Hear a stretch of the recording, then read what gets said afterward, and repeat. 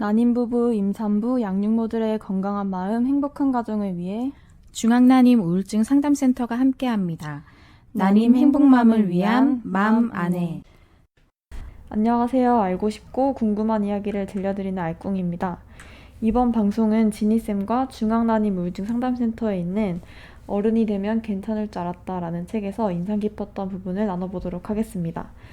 이 책은 30살이 심리학에게 묻다의 저자이신 정신분석 전문의 김혜남, 정신의학 전문의 박종석 선생님이 집필한 책입니다. 늘 그랬지만 저희가 선택한 책은 제목부터 너무 공감이 되는 것 같아요. 어렸을 때부터 힘든 순간 자주 듣는 말이 대학생이 되면 괜찮아져, 취업하면 괜찮아져, 결혼하면 괜찮아져 이런 말들이잖아요.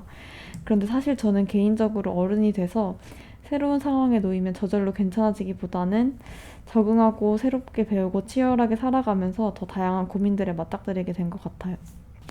그래서 이 책 제목을 보고 어른이 되었다고 해서 나만 괜찮지 않은 게 아니었어 하는 생각이 들어서 더 소개해드리고 싶었던 것 같은데요. 지니쌤은 특별히 이 책을 선택하게 된 이유가 있나요? 저도 알콩쌤이 얘기해 주신 것처럼 그 책의 이름부터가 굉장히 마음에 와닿았는데요. 방금 이야기해 주셨던 것처럼 뭐 대학교 가면 괜찮아져, 취업하면 괜찮아져, 어른이 되면 괜찮아져 이런 얘기 정말 많이 들으면서 살아왔었잖아요. 네. 근데 어디 진짜 괜찮아지나 달라지나 보자 하고 막상 가봤지만 뭔가 그렇게 괜찮지 않을 경우에 왠지 모를 배신감까지도 들더라고요. 네. 그래서인지 어른이 되면 괜찮을 줄 알았다라는 제목은 이렇게 보자마자 이거 맞아 이거 내 마음이야 라는 그런 생각이 들더라고요. 그리고 책을 다 읽고 나서는 언젠가 괜찮아질 것이라는 막연한 기대보다는 지금 여기에 있는 내가 괜찮아지기 위해서는 뭔가를 해야 하는구나 라는 깨달음을 얻게 되었어요. 또 이 책에 다양한 정신과적 증상에 대한 에피소드가 이제 소개되고 있고 또 복잡하지 않게 내 삶에 잘 와닿게 이렇게 소개가 되고 있다는 점, 그리고 이런 어려움이 있는 사람들에게 실질적으로 도움이 되는 메시지가 정말 이렇게 상담받듯이 쉽게 제시되어 있다는 점에서 이 책을 우리 청취자분들에게 소개하고 싶다는 생각이 들었습니다. 네.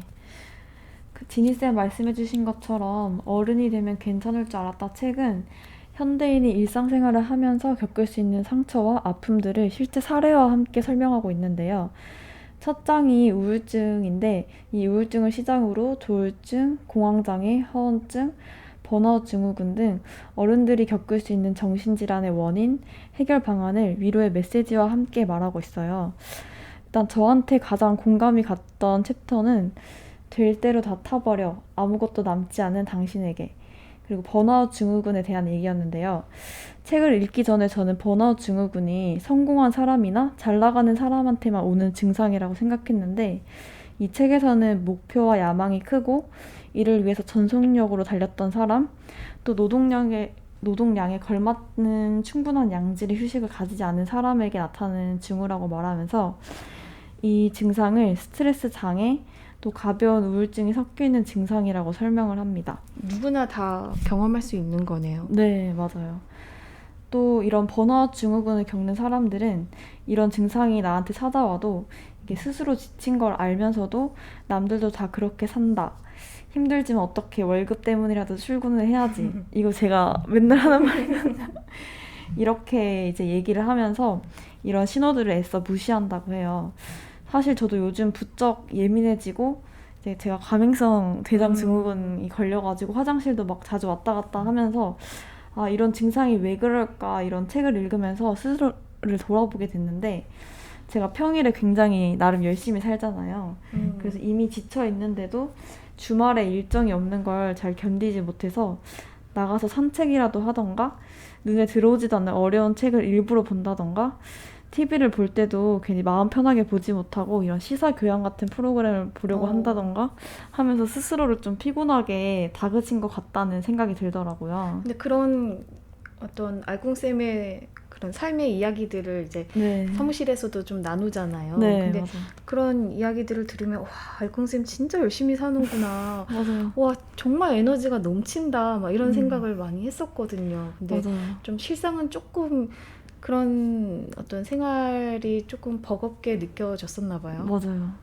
그래서 실제로 저도 책을 읽으면서 이때까지 제가 열심히 살아왔다고 이제 생각했던 행동들 때문에 내가 심하지는 않지만 번아웃 증후군을 겪고 있구나. 그래서 충분한 휴식이 좀 필요하겠다라는 생각을 하게 됐습니다. 그리고 책에서 말하는 것처럼 남들과 비교하기보다는 나만의 속도를 가지고 이 목적지로 가는 과정 자체를 즐기기 위해서 노력하고 몸과 마음이 힘들다는 신호를 무시하지 않고 충분한 휴식과 재충전을 할 수 있는 방법을 고민해 봐야겠다. 이런 생각을 하게 됐어요. 그럼 지니쌤이 공감했던 챕터는 어디인가요? 저는 모든 감정은 정상이다라는 챕터를 골라봤어요. 네. 이 챕터의 부제는 감정 다스리기라고 되어 있는데요. 이제 많은 분들이 감정을 잘 조절하고 싶어요. 뭐 나는 감정을 잘 조절하지 못해서 문제예요. 뭐 이런 얘기 많이 하시잖아요. 네. 근데 감정을 잘 조절하기 위해서는 일단 그 감정이란 무엇인지를 이해하는 것이 굉장히 중요하다라고 얘기를 해주고 있어요. 이 책에서는 감정은 일종의 신호다라고 이야기를 하는데 현재 내 마음 상태를 알려줌과 동시에 적응적인 측면을 가지고 있는 그런 신호인데 뭐 예를 들어서 분노는 부당한 대우로부터 나를 보호하기 위한 감정이고 공포는 위험한 상황을 피하기 위한 감정 반응이라고 합니다. 이렇게 보면은 이제 감정이 우리 삶에 좀 필요한 그게 도움이 되는 그런 거죠.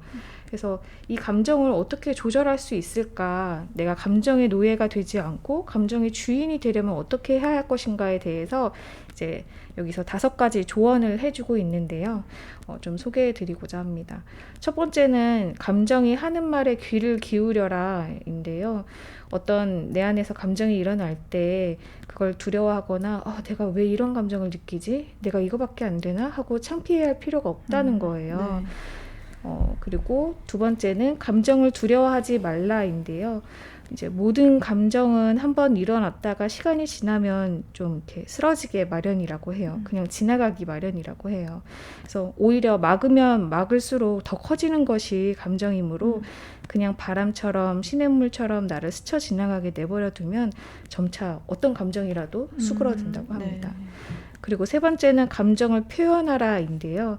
여기서 중요한 점은 감정을 그냥 분출하라는 것이 아니라 적절하게 표현을 하라는 겁니다. 꾹 눌러왔던 감정을 분출하면 그 감정은 해소가 되지 않고 오히려 우리를 격정적인 상태에 더 머무르게 하기 때문에 그때그때 적절하게 표현하는 것이 에너지가 쌓이지 않게 하는 방법이다라고 얘기를 해주고 있고요. 4번째로는 너무 오래 나쁜 감정 속에 머물지 말라라는 얘기가 있어요. 왜 그런 경험들 있잖아요. 내가 슬퍼서 우는데 그 울음이 더 큰 울음을 계속 부르고 막 그 울음 속에 내가 계속 이렇게 파묻혀 있는 것 같은 그런 느낌? 적절한 때에 그 감정을 멈추지 않으면 감정에 그에 맞는 생각이나 기억을 계속 연상시키게 된다고 합니다. 그래서 또 다시 비슷한 감정을 유발하는 어떤 상승 효과를 불러일으키기 때문에 그러다 보면은 이제 에너지와 시간도 낭비하게 되고 가까운 사람에게 상처를 줄 수도 있기 때문에 생각을 전환하듯이 내 감정도 전환이 가능하다라는 것을 꼭 기억하고 그 방향을 바꾸기 위한 노력을 기울여야 된다라고 하고요. 마지막으로는 다른 사람의 감정도 좀 들여다봐야 한다라고 얘기해주고 있는데요. 이제 너무 자신의 감정에만 몰두하지 말고 다른 사람의 얼굴과 눈빛을 잘 들여다보는 것이 필요하다라고 이야기해주고 있어요. 근데 사실 이거 되게 잘 모두가 다 알고 있지만 실천하기 굉장히 어려운 거잖아요. 근데 이런 노력을 기울이면 서로에게 불필요한 감정의 충돌은 피할 수 있고 서로 격려하면서 앞으로 나아갈 힘이 생긴다고 합니다. 그래서 한번 이런 거를 계속 경험하다 보면은 다음에 비슷한 상황이 생겼을 때 또 그렇게 되지 않겠어요? 다른 사람의 감정을 살피는 것이 이렇게나 이롭구나. 우리의 관계에도 이렇게나 도움이 되는구나.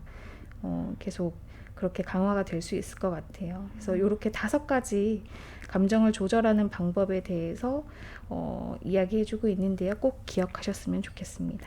네. 그럼 마지막으로 책에서 기억에 남았던 문장들을 공유하면 좋을 것 같은데요. 저는 책 말미에 있는 문장이 특별히 마음에 남았는데 소개해드리면 상처 입고 두려움에 떠는 연약한 자기를 바라보는 일은 매우 고통스러운 일이다. 그러나 눈물 가득한 연민을 느끼며 자신을 바라본 후에야 우리는 그러한 자신을 따뜻하게 보듬어 줄 수 있게 된다. 그리고 더 이상 도망가지도 숨지도 않고 행복을 찾아갈 수 있는 건강한 힘을 얻게 된다.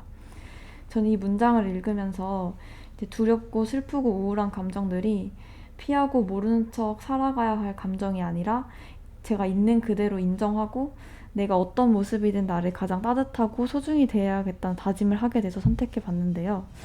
지니쌤이 가장 기억에 남는 문장은 뭔가요? 저는 두 가지 문장이 있는데요. 첫 번째는 아무리 커다란 고통과 슬픔이라도 인간에게는 그것을 이겨낼 수 있는 힘이 있다. 스스로에 대한 믿음과 자신감은 모든 병을 이겨내는 기초가 된다. 이 말이 기억에 남아요. 다른 사람에게는 잘하고 있어 라는 말을 참 많이 하는 편이거든요. 근데 스스로에게는 정작 그러지 못할 때가 많은 것 같아요. 그래서 나 스스로를 믿고 자신감을 가지자라는 말을 좀 반복해서 이야기해 주면서 저 자신에게도 좀 힘을 불어넣어주면 좋겠다라는 생각이 들었고요. 네. 또 두 번째로 기억에 남는 문장은 그러거나 말거나 지구는 멸망하지 않는다라는 소제목이었어요. 이게 기억에 네. 남는데 뭐 이까짓 거 안 된다고 세상이 망하나? 뭐 이거 실패했다고 해서 내 인생이 망한 건가? 뭐 이런 식의 약간의 배짱 부리는 네. 왜 세상 살면서 좀 필요하지 않나, 우리들에게 좀 필요하지 않나 그런 생각을 해봤습니다. 네. 오늘 방송 지니쌤과 함께 나눠보니까 좀 제 감정에 대해서 생각해 볼 수 있는 시간이어서 너무 좋았는데요. 오늘 방송 들으시고 궁금한 점이나 공유하고 싶은 이야기가 있다면 홈페이지나 댓글에 남겨주시면 모든 분들에게 센터 기념품을 보내드리도록 하겠습니다. 그럼 우리 다음에 또 또 만나요. 만나요.